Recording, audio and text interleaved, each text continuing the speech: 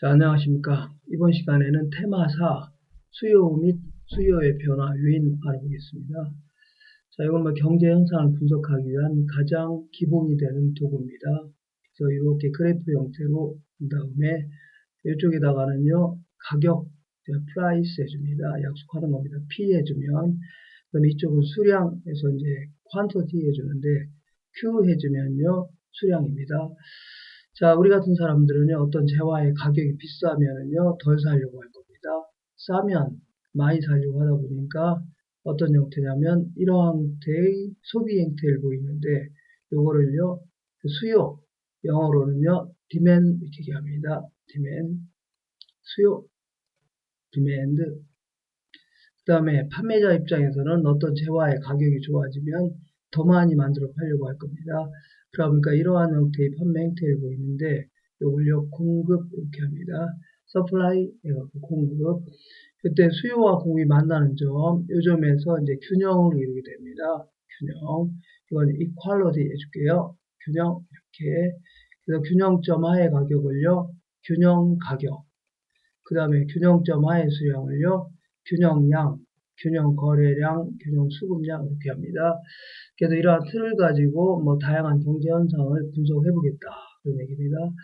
그리고 마지막으로 네 번째는 탄력성에 대해서 공부할 건데 탄력성 보통 표시를요 이렇게 표시합니다. 자, 이 자 이렇게 흘려서 이렇게 한 다음에 수요의 가격 탄력성은 이런 형태, 공급의 가격 탄력성은요 이렇게 이런 형태를 주로 이제 취합니다. 요거는 이제 가격이라든가 이런 것들이 변할 때, 때로는 소비량, 공급량이 크게 변할 수 있고 작게 변할 수 있죠. 이런 것들을 이제 그래프의 기울기를 가지고 이제 분석하는 겁니다. 그래프의 기울기를 가지고 분석한다. 그래서 맨 먼저 공부할 거는요, 딱 정해져 있습니다. 수요는 뭐고, 수요 곡선 자체를 오른쪽 아니면 왼쪽으로 이동시키는 요인들이 있죠. 이거 알아보는 게 첫 번째 목표입니다. 자, 두 번째는요, 공급은 또 뭐고, 얘를요, 오른쪽 아니면 왼쪽으로 움직이는 요인들이 있죠. 이거 알아보는 게 두 번째고, 세 번째는요, 이게 수요나 공급이 변하게 되면 균형점도 변해 나갑니다. 균형점의 이동에 대해서 알아볼 겁니다. 자, 마지막으로 탄력성, 이렇게 해서 순서에 따라 진행해 볼게요. 자, 맨 먼저 수요 및 수요의 변화 요인 알아보겠습니다. 수요 및 수요의 변화 요인을 좀 알아볼게요. 자, 먼저 이거 하기 전에 어떤 경제 현상을 분석하기 위한 다양한 변수들, 변해 나가는 수치들, 국민소득이라든가 소득, 이자 같은 거 이런 것들이 있죠. 이런 것들이 어떤 것들은요, 이 기간을 명시해야만 분명해지는 변수들이 있습니다. 이걸요, 유량 변수다. 영어로는요, flow 이렇게 표현합니다. 그 다음에 특정 시점을 딱 명시해야만 분명해지는 경제 변수가 있는데, 이걸요, 저량 변수다. 영어로는요, 스탁 해줍니다. 스탁. 자, 예를 들어 볼게요. 어떤 아주머니가 동네 아줌마들 모아놓고서 우리 남편 급여가 1000만원입니다. 이렇게 했더니 부러워했다는 얘기죠. 사람들이 알고 봤더니 부러울 게 하나도 없는 게 이게 월급이 아니라 연봉이었다는 얘기 아닙니까? 그러니까 말을 하면 똑바로 해야 됩니다. 우리 남편 월급이 얼마입니다. 아니면요, 연봉이 얼마입니다. 이렇게 해줘야 되죠. 이렇게 해서 기간을 명시해야만 분명해지는 변수를요, 유량 변수다 해주는 겁니다. 자, 두 번째는요, 특정 시점을 딱 명시해야만 분명히 된 변수가 있는데, 요거를요, 저량 변수다 해줍니다. 영어로는요, 스탁 해주는데, 예를 들어, 안산 지역의 인구가 75만 4,321명이다. 이러한 표현은 잘못된 표현입니다. 왜냐면 인구는 계속 변할 수 있는 거죠. 그러니까 어제 이사 온 사람도 있고, 내일 또 이사 간 사람도 있기 때문에 항상 특정 시점을 명시해서 오늘 현재로 인구가 몇 명이다. 아니면요, 작년 말 기준으로 인구가 얼마다. 이렇게 해줘야 돼요. 이런 거를요, 저량 변수로 하는 겁니다. 이걸 잘 정리해 두셔야 됩니다. 2, 3년에 한 번 꼭 물어보니까. 자, 그래서 먼저 유량 변수는요, 일정 기간을 명시해야만 분명히 뜨는 변수입니다. 예를 들어서 한 달간의 소비량, 6개월 동안의 소비액 이런 식으로 해줘야 돼요. 자, 급여도 아까 얘기한 대로 한 달간의 급여, 아니면요 6개월간의 급여 이렇게 줘야 됩니다. 자, 그리고 임대료를 받을 때도 임차인한테 한 달간의 임대료가 얼마입니다. 아니면요 1년 동안의 임대료가 얼마입니다. 해줘야 됩니다. 이런 식으로 해주는 거를요 유량변수라는 겁니다. 자, 이자도 마찬가지로 은행 이자 받을 때 우리는 월 이자가 얼마입니다. 연간 이자가 얼마입니다. 이렇게 해줘야 되죠. 이런 거 전부 다 유량변수라는 겁니다. 작년 한 달 동안, 한 해 동안에 어떤 지역에서 주택 거래량이 3만 채다. 이렇게 해줘야 되죠. 네, 기간을 좀 명시해줘야 되지. 부탁되고 3만 채 하면요.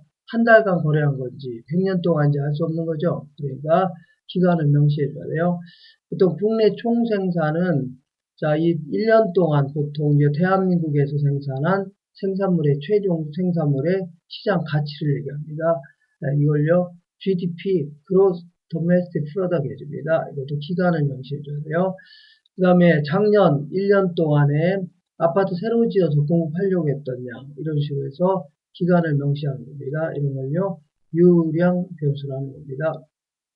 이번엔 저량 변수는요, 특정 시점을 딱 명시해야만 분명히 드는 변수를 얘기합니다.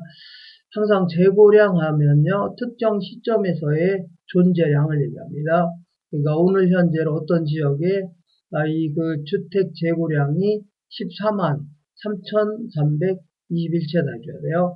왜냐하면 어제 그 새로 시축하는 것도 있고 내일 또 철거하는 것도 있기 때문에 항상 특정 시점을 명시해줘야 돼요. 그 다음에 자산이라든가 자본 이런 것들은 재산 상태를 나타내는 건데 내 재산이 3억이다 하는 것은 잘못된 표현입니다. 왜냐하면 재산은 계속 변해야 안 변해요? 변할 수 있는 거죠. 그러니까 어제 월급 타서 늘어날 수도 있고 내일 또 학비로 한 1,000만 원 쓸 수 있는 거죠. 애들 학비로. 그러니까 계속 변하니까 자 오늘 현재로 내 재산이 얼마다 해줘야 됩니다. 그 다음에 가격, 이거 가치 이런 것들도 그 계속 가격은 변할 수 있죠. 그러니까 어떤 부동산의 가격이 8억이다 하는 거 잘못된 겁니다. 계속 변할 수 있기 때문에 오늘 현재로 가격이 한 7억이다 해줘야 돼요. 그 다음에 통화량 하면요. 보통 민간이 갖고 있는 화폐가고요. 소위 요구불예금이라고 해서 보통 이제 보통예금이라든가 당자예금 이런 것들 얘기하는데 이걸 합쳐서 통화량 하는데 계속 변할 수 있는 거죠. 그래서 중앙은행이 이걸 통화량을 측정할 때 보통 이제 특정 시점을 명시해 줘야 돼요. 오늘 현재로 통화량이 어느 정도입니다 해줘야 돼요. 그 다음에 부채는 빚을 얘기하는데 내 빚이 6억이다 하는 표현은 잘못된 표현입니다. 왜냐하면 빚은 계속 변할 수 있죠. 그래서 어제 은행에서 빌릴 수 있고 내일 또 갚을 수 있는 거니까 오늘 현재로 내 빚이 얼마다 해줘야 돼요. 그 다음에 인구수 할 때는 항상 이 그 기간을 명시해 줘야 돼요. 아까처럼 안산 지역의 인구가 이 75만 4,321명이다. 이렇게 해줘야 됩니다. 자, 그 다음에 이제 계속해서 이쪽 한쪽으로 암기하는 게 좋습니다. 그래서 요 저량이 몇 개 안 되니까 요걸 좀 암기하는 게 좋아요. 시험 목적으로. 그래서 제자가 통부인 해갖고 재고량, 자산, 아니면요 가격, 그 다음에 통화량, 부채, 인구수 요 정도에서 기억하는 게 좋습니다. 제자가 통부인이다 해준대요. 자, 그러면 지금부터 수요 함수에 대해서 알아볼게요. 자, 수요 함수라는 것은요, 어떤 재화의 소비량에 영향을 줄 수 있는 것들이 있죠. 이걸 쭉 한번 나열해 본 겁니다. 어떤 신도시가 들어서는 지역에 갑이라는 사람이 1억을 갖고 있는데, 자, 대출 좀 끼고 해갖고, 요 대리미 편한 세상이라는 게 마음에 들어서 짓고 있길래, 요거 좀 구입하려고 합니다. 그러면 구입량에 영향을 줄 수 있는 것도 있죠. 이런 것들을 쭉 한번 나열해 보겠습니다. 요거를요, 수요 함수라는 겁니다. 수요 함수다. 자, 이때 Q라는 것은요, 이 소비량을 얘기합니다. 자, 이때 이 소비량은 정확히 얘기하면 소비하고자 의도된 양을 얘기하는데, 너무 기니까 그냥 줄여서 어떤 재화의 소비량을 생각할게요. 여기서는 XJ는요, 대림아파트를 구입하려고 하는데, 대림아파트의 소비량에 영향을 줄 수 있는 것들이 있죠. 이걸 쭉 한번 나열해 보겠습니다. 자, 먼저 대림 아파트의 가격 비싸면 이제 덜 살려고 하죠. 그럼 싸면요, 평수 늘려 구입할 수 있으니까 이게 가장 크게 영향을 줄 수 있다. 그런 얘기입니다. 자, 두 번째는요, 이 소득이 증가하게 되면, 예를 들어 대리에서 과장으로 승진하니까 회사에서 월급을 100만 원 더 준답니다. 그러면 갚을 능력이 있으니까 더 큰 평수를 구입할 수 있죠. 은행에서 돈 많이 빌려갖고 이것도 영향을 줄 수 있다는 얘기입니다. 그 다음에 주변에 있는 다른 재화의 가격, 예를 들어 대림 아파트 구입하려고 구경하러 갔다가 잠깐 오다 보니까 바로 옆에 삼성 아파트도 있는 거 아닙니까? 둘 다 내부 설비도 거의 비슷하길래 물어봤더니 대림 아파트보다 훨씬 더 싸게 분양한답니다. 그럼 요거 살래다가 요거 살 수 있는 거죠. 요것도 영향을 줄 수 있다는 얘기입니다. 자, 이런 거 외에도 뭐 기호라든가 이자율이라든가 뭐 광고 같은 거 있죠. 이런 것들도 영향을 줄 수 있는 거고, 앞으로 대림 아파트의 가격이 올라갈 걸로 예상된다. 그러면 아무래도 지금 쌀 때 사는 게 낫겠죠. 그러니까 예상, 이것도 영향을 줄 수 있는 겁니다. 그리고 시장 전체에서는 인구수 같은 경우에도 영향을 줄 수 있는 겁니다. 이때 수요 곡선이라는 것은요, 어떤 재화의 소비량에 영향을 주는 많은 요인들을 결국은 이런 것들에 의한 함수 관계가 있다 해줍니다. 펑크션. 이때 수요 곡선은요, 이 많은 요인들을요, 두 가지 형태로 쪼개 보겠습니다. 자, 요거 하고요, 나머지 요인들.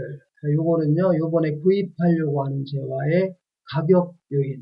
그 나머지는요, 구입하려고 하는 재화의 가격 이외의 요인. 이렇게 구분한 다음에, 그때 이제 해당 재화의 가격과 소비량과의 관계만, 요놈과의 관계만 그래프로 그린 겁니다.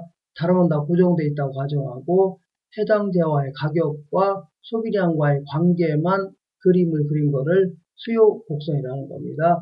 예컨대 갑 입장에서는 우리 주변에 볼 수 있는 가장 대표적인 보통 사람 중에 한 명인데, 이 사람은 평당 가격이 1,500만 원이라면 30평짜리 구입하려고 했고, 만약에 1,200만 원으로 하락한다면 다른 연유로, 예를 들어 건설업자가 신도시 예정 지역에 20개가 참여하려고 했는데 나중에 보니까 한 50개 정도가 참여하죠. 그럼 그 가격이, 물건이 많아지면 가격이 떨어질 겁니다. 만약에 1,200만 원 정도라면 50평을 구입할 용의가 있다는 얘기죠. 그리고 이 두 점을 연결한 거를요, 수요 곡선 해줍니다.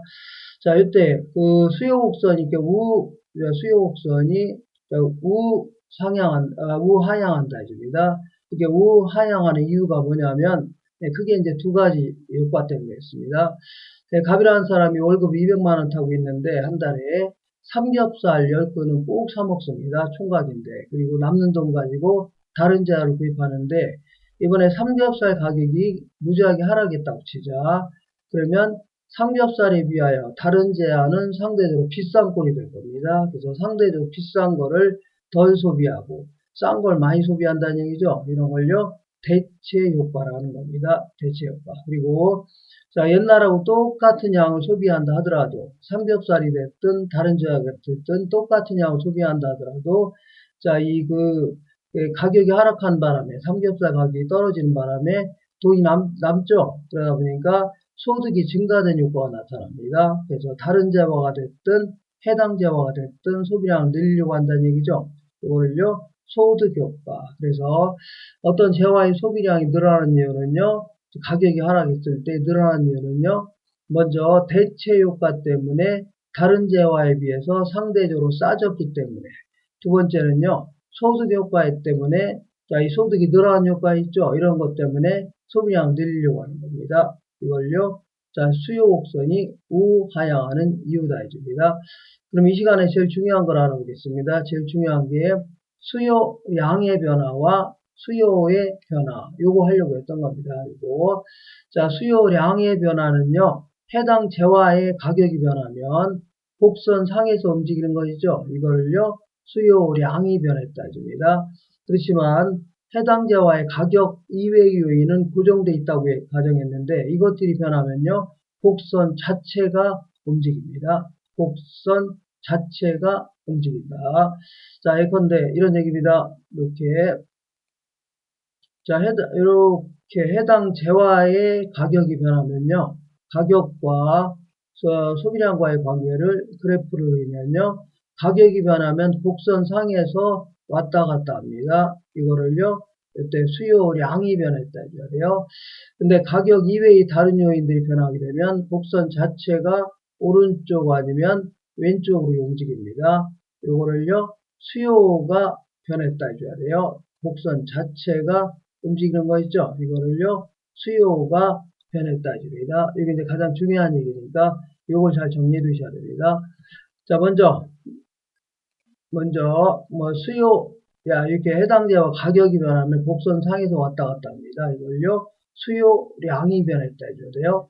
그 다음에, 자, 가격 이외의 다른 요인들이 변하게 되면 곡선 자체가 움직입니다. 이걸요, 수요가 변했다 해줍니다. 여러 가지 요인들 좀 살펴볼게요.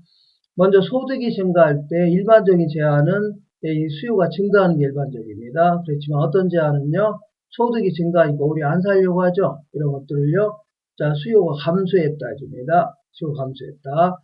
자, 그러니까 예를 들어서 신도시 예정지역에 있는 고급 아파트 이런 것들은 소득이 증가하면 사는 사람 많아질 겁니다. 이걸 수요가 증가했다 해줘야 돼요.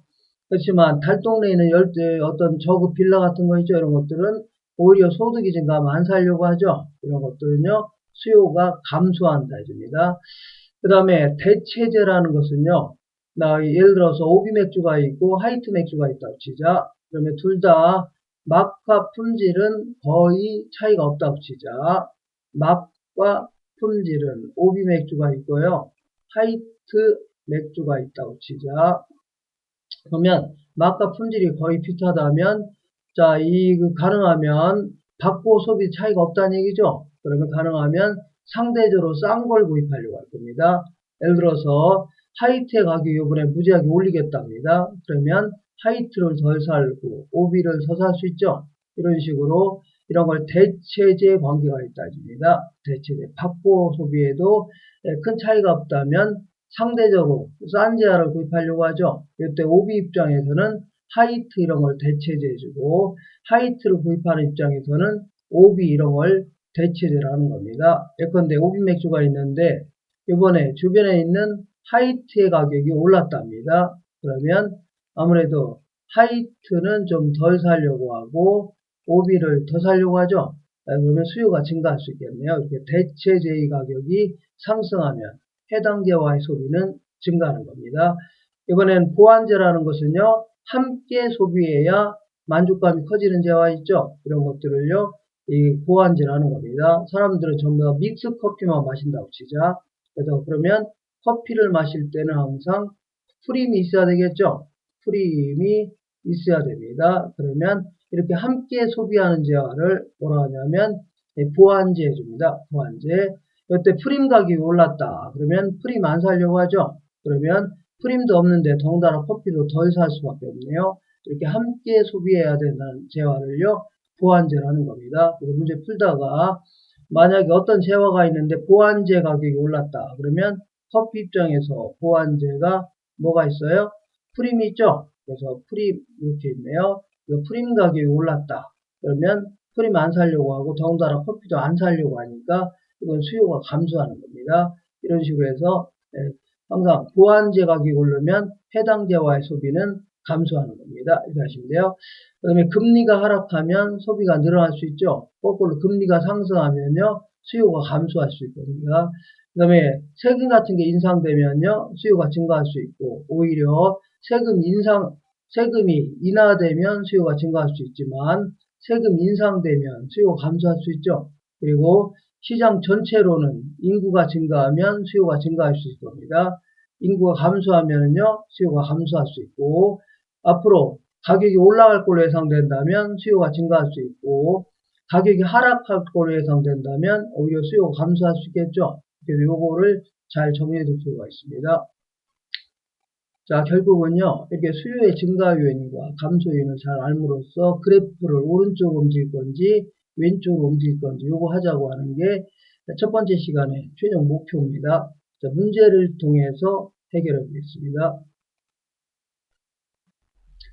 자, 유량은요, 일정 시간에 측정하는 변수로 임대료 수입이라든가 주택 거래량, 국민 총생산, 신규주택 공급량 이런 것들이 유량 변수에 해당됩니다. 그다음에 핵가족화, 인구 증가, 소득순의 향상이라든가 대체지 가격 상승 등은 수요의 증가 요인이다. 맞네요. 4대가 한꺼번에 살 때는 집이 한 채만 있으면 되는데, 자, 4세대가, 4개 세대가 다 뿔뿔이 흩어서 한다. 그럴 경우는 4채가 필요하죠. 그게 핵가족화가 되면 그만큼 아파트 수요는 증가하는 겁니다. 인구가 증가하면 시장 전체 수요는 증가할 수 있고, 소득 수준이 향상되면 일반적인 재화를 얘기하는 겁니다. 수요가 증가할 수 있는 거죠. 보통 별 말이 없으면 정상재를 얘기합니다. 대체재의 가격 상승하면 항상 대체재하면 뭘 생각하고요? 이런 식으로 문제를 풀어야 됩니다. 자, 대체재하면 오비 입장에서는 뭐가 대체재예요? 하이트 이런 거를 대체재라는 겁니다. 그래서 예를 들어서 문제 풀다가 어떤 재화인데 대체재 가격이 올랐다. 그러면 자, 오비 입장에서 대체재가 뭐가 있어요? 하이트가 있죠. 그러면 하이트의 가격이 올랐다는 얘기죠. 그럼 하이트 안 사고 더 사려고 합니다. 그럼 이제 수요가 이렇게 증가하는 겁니다. 수요가 이렇게 이제 증가할 수 있겠네요. 이렇게 증가할 수 있죠. 자, 반대로 자, 대체재의 가격이 하락했다. 그러면 하이트 가격이 하락하면 하이트 더 사려고 하죠. 그럼 오비는 안 사려고 하겠네요. 수요는 이제 감소하는 겁니다. 이런 식으로 정리해 주시면 돼요. 그 다음에 세 번째 볼게요. 대체 효과에 따라서 임대료가 상승하면, 자, 임대료 하락하게 되면 다른 재화는, 주택 외에 다른 재화는 비싼 꼴이 된 거죠. 그러니까 다른 재화를 덜 소비하고 해당 재화의 소비를 늘리려고 할 겁니다. 이런 걸요, 대체 효과 해줍니다. 그다음에 다른 조건이 일정할 경우에 부동산 가격이 올라가면, 이때는요, 곡선 상에서 움직입니다. 가격이 올라가면, 자, 이 곡선 상에서 왼쪽으로 이렇게 좌상향으로 올라갑니다. 그래프 상에서 움직입니다. 이 정도 잘 정리해 두시면 됩니다.